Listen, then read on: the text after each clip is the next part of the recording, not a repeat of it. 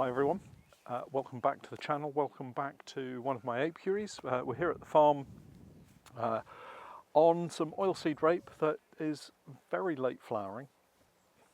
It's probably 2 weeks behind our other crops that we've been pollinating, the other oilseed rape crops that we've been pollinating this spring. It's still quite chilly. It's a gloriously sunny day. I'm really pleased to be able to get out and do some beekeeping because it's been quite problematic this spring. However, we're out and about. It's a bit breezy, there's a cool breeze blowing, but we're here to carry out some inspections. I'm here to carry out some inspections on my own today and happen to come across a swarm. So we've got a swarm that has come from one of these colonies, I suspect, but unusually, maybe not so unusually, they've settled in a stack of supers that we brought over here in preparation to put onto the hives for the oilseed rape. And you know, sometimes you just get lucky. We can have lots of bait hives everywhere. We've set them up in several positions through various apiaries, and wouldn't you just know it, they've ignored those and settled into a stack of supers. I've not yet gone in to have a look to see whether or not they've got a laying queen, whether it's a virgin queen that's come out of a colony, but we'll pop the camera over there and have a look and see what we can do to get them out of those supers and into a hive. So here's the swarm in question. It's a stack of 7 or 8 supers, Langstroth supers, and they have these galvanised roofs on, and without a cover board or a crime board, there's actually a space between the side wall of the roof and the side of the super, so the bees can actually get in and up through what is in effect a small entrance. The other thing that I'd like to draw your attention to is this fantastic hawthorn behind it, the huge hawthorn bush that looks just fantastic today. Let's just see if I can move the camera a little bit. Again this year we've had a fantastic crop of hawthorn. The bees are really working it well, supers are being filled, and despite there being oilseed rape nearby, there's an awful lot of hawthorn nectar being collected, foraged and brought back into our hives and being stored in the supers, and hopefully we'll be able to take that off and extract in the not too distant future.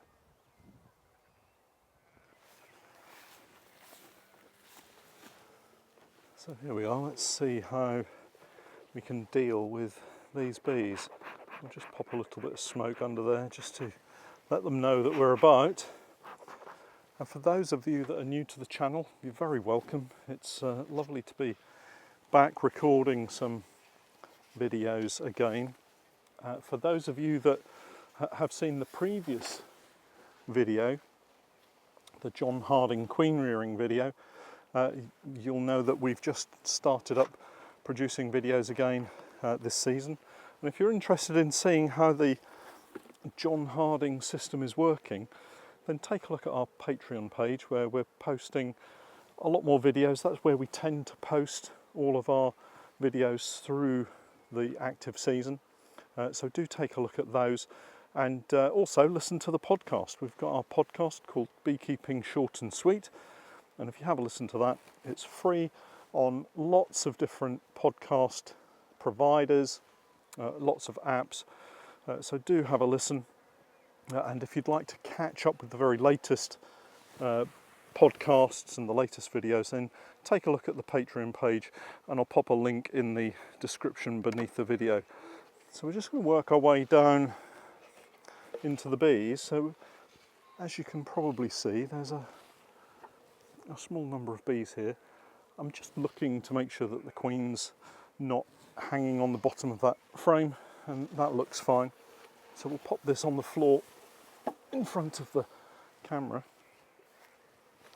And really, what I suspect has happened is that one of the colonies here has swarmed they've found the gap, and of course immediately found some comb that they can use. So we've got drawn comb in these boxes, which would have ordinarily gone onto our hives to have honey stored in them. But we need to just now make a bit of a change. So, in true Norfolk Honey Company fashion, I don't really have any equipment with me to be able to swap these out, because I've just dealt with a couple of artificial swarms in another apiary and used up all of the spare equipment I brought with me today. So, necessity being the mother of invention, I think that's the expression. Let's see if we can't do something with this.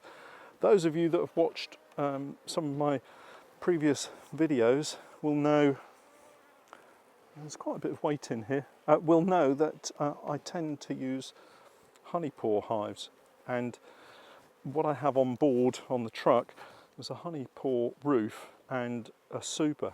So what I'm going to do is have a makeshift hive created here using the roof, which can double up as a floor if you're carrying out splits.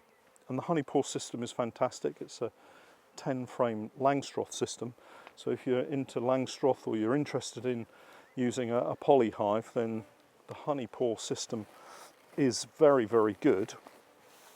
So I'm just going to pop that down in front of the camera as well. Now this box is all but empty of bees. There's a few bees in there, so we'll move that one away as well. I'm just going to grab the floor, and as I mentioned, it's actually a roof that doubles up as a floor, so we can pop that here. And then I'm going to pop a honey pour super on top of that. In fact, what I think I'll do is I'll just raise the height of the whole kind of construction. I don't want to use this one because there's a few bees in there and I don't want to trap them. You can see that maybe the bees are now orientating themselves to this other box, which is confusing them a little bit. So what I'll do is I'll just offset it a little bit so that the bees can get in but also get out when they realise they're in the wrong place. So we'll just build this up a little bit with these empty boxes. Now we can pop our floor, makeshift floor, on there, and we can get our brood body, which is actually a shallow, well, it's actually a medium Langstroth box. We can use it as a temporary box for hopefully a small swarm. It's not a huge swarm. Let's just move this around and then I'll bring the camera in and we can have a look at what's going on in that super before we transfer them across. So here's our box of bees, and we can just split them open just gently. And if you find yourself, if you're new to beekeeping and you find yourself in a situation where you've got a swarm that's somehow got itself in an awkward position, don't feel in any way rushed to have to deal with them. Have a think about what you're going to do. Have a look at what's going on. Sit down with a drink, preferably non-alcoholic. Have a think about what you're doing, and then put your plan into action. So what we've actually got here is a laying queen. In fact, the queen is on this frame. I don't know whether I've got the camera zoomed in far enough, but she's just running down and around. Let's flip it over.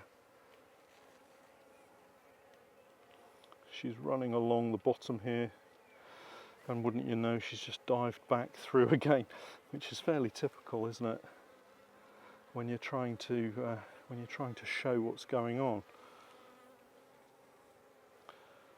and now she's done that thing that they do, which is hide, and she's back up here again. I'm sorry if you can't see it terribly well, but she's at the top of this frame here. She's actually got an egg hanging from the base of her abdomen, so she's laying really well. There's lots of eggs and brood developing, so she's been in this box for a while now. So all I'm going to do is to just transfer them across. So let's just move them across and give them a new home. So we've got the queen. That makes life a whole lot easier.